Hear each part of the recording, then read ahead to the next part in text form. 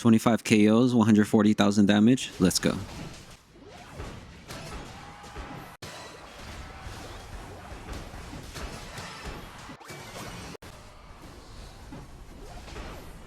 A goal!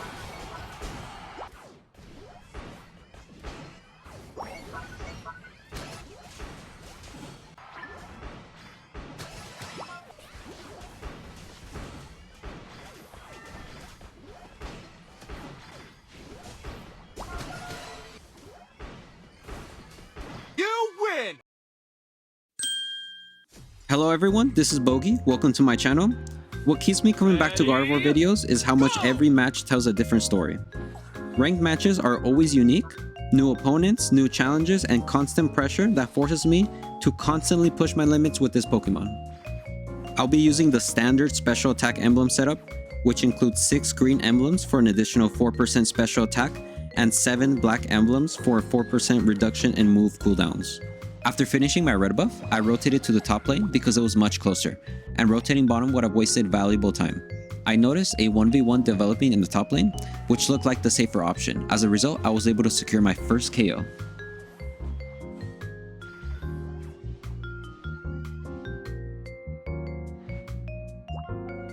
Here, I prioritized aiming my Psyshocks at the enemy player rather than the wild Pokemon, which allowed me to secure my second KO. The reason why I did this was to force the enemy away from the lane so I could freely steal as much farm as possible.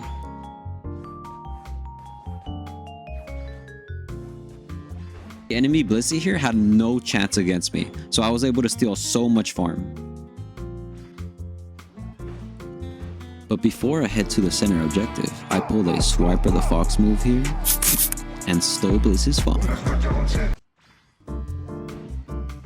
As I was finishing off this guy, I saw Dratini coming towards me, so I put some Psyshocks on him and I got him low. This definitely gave me a health advantage going into the fight and put pressure on the enemy before they could even engage. At this point, I had already become a significant threat to the enemy team, so I rotated bottom knowing I hadn't helped that lane much yet and wanted to provide some support. It's crazy how he can just turn invisible. It makes it nearly impossible to track its whereabouts. So what I did here was pretend to leave the area, baiting the Dracloak into revealing itself, and once it thought the coast was clear, it showed itself and I immediately turned around, came back, and secured the KO. A little bit of patience paid off. When Delphox throws out Fire Spin, it's usually best to save your Psyshocks until the effect wears off before deciding where to place them. I didn't even bother aiming directly at Delphox here because experienced players can often avoid most of the damage. If I miss my Psyshocks, I would be stuck with a long cooldown and lose a lot of pressure. Instead, I prioritized farming so I could reach level 9 as quickly as possible before a large group of opponents started rotating into our lane. There was no reason for me to rotate top at this point. It was much more valuable to stay back, defend, and prevent the enemy team from scoring or gaining any momentum in this lane. Luckily, me and Zapdos were able to get Regieleki, and we can use that to pressure the other team. I honestly feel so bad for this Dracloak because Delphox left him here to defend all by himself. Poor guy. The Delphox was so behind in levels, he went off to farm instead of helping his teammate. Before going back to base, I noticed the middle objective was extremely low on HP, so I decided to take the risk and attempt a steal. It's always important to keep an eye on the minimap and constantly track the enemy team's positioning.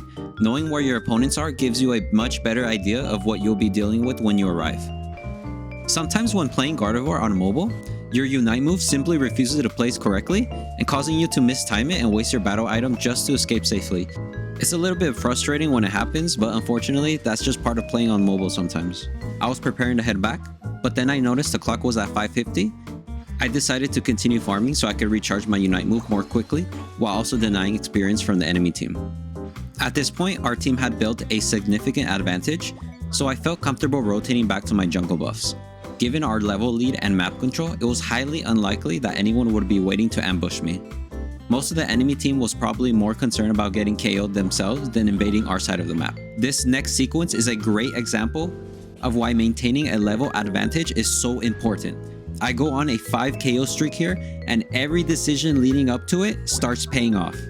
This is where everything starts to snowball, and the sequence is absolutely wild. Watch this. Fine. I'll do it myself. I had a little love. Yeah, I had a good bit of love. Nah, that was too clean. I couldn't help but put the aura music in the background. When you're in the flow state, you feel unstoppable. Getting 5 KO streaks with Gardevoir is one of the most satisfying things in Pokemon Unite. One thing you'll notice throughout this match is how often I'm farming for my Unite move. For Gardevoir, having your Unite move available is incredibly important because it gives you a way to survive situations where multiple enemies try to collapse on you. Without it, you can quickly become vulnerable to coordinated attacks. Instead of rotating bottom with the rest of my team, I chose to remain near the top side of the map. This allowed me to prevent the enemy team from scoring while also picking up additional farm and continuing to level up. Meanwhile, my teammates maintained pressure elsewhere on the map until I was ready to join them. But before I do so, it's imperative that I take both buffs before I join the team fight. I went over to the enemy side of the map, I saw their blue buff, and I was like, I'm gonna take it for myself. I was able to get into the action as the next fight broke out. I immediately opened with my Unite move to guarantee a KO on the Dragonite. Next, Delphox. And after scoring, the Dragon Pole. What a goal!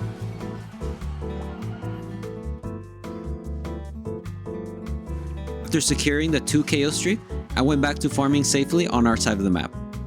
My goal was to continue building experience and potentially reach level 15 before the final major team fights. Every bit of experience matters when you're trying to maximize your impact in the late game. While roaming the map, I noticed Cinderace rotating toward the top lane. Rather than letting him freely reach his destination, I decided to cut him off while staying outside his line of sight. My decision paid off immediately. I ended up securing another huge KO streak, chaining together 4 consecutive KOs while reaching level 15 in the process. Once again, the enemy team was completely wiped out.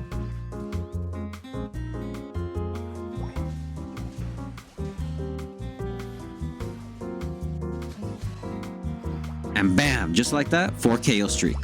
Many players will use all their moves and Unite move aggressively after respawning, and knowing this, I had no choice but to use my eject button to create distance from Cinderace. Having used my eject button here does leave me slightly more vulnerable for the upcoming endgame fight, but I was confident in my positioning, spacing, and mechanics. And because of the confidence, I didn't hesitate to use it at the time. Sometimes surviving in the moment, especially if it's right before the endgame, is worth more than saving your resources for later. We were able to get the Registeel, our team's attack and special attack increased for a short time, and we were ready for action. Me and Ho-Oh applied some pressure on the enemy team before retreating to a much safe position in the map. Dragonite is the type of Pokemon that needs to stand still in order to deal damage when using Outrage. Knowing this, I placed my Unite move directly on top of the Dragonite and his support Blissey. My damage output was high enough to KO both of them. Then I applied pressure on the Delphox, nearly KOing him, before turning my attention to Dragon Ball and finishing him off as well. The Cinderace literally ran in front of me because he thought he could steal the objective. Well, you already know how it ended. I almost managed to secure one of the coolest KOs of the match on Delphox, but unfortunately my Psyshocks fell just short.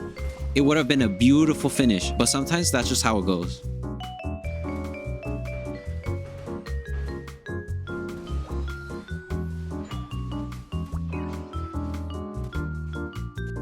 Unfortunately, I got struck by a stray hit from Cinderace. I was KO'd and saw a 44-second respawn timer appear on my screen. But thankfully, we had a Ho-Oh on our team. And just like that, I rose from the ashes like a phoenix. Before that Fire Spin even had a chance of KOing me, I immediately put my Unite move and it gave me enough shield and health to survive that. As Dragonite landed on the map, I put my Psyshocks and Psychic on him. He then proceeded to chase me, and then unfortunately he got KO'd by my Psyshock. I'm not gonna lie, this Blissey kind of outplayed me here. Credit where credit's due. GG's Blissey. Thank you all for watching another high KO, high damage Gardevoir commentary video. Hopefully this video helped you improve your own gameplay. See you soon.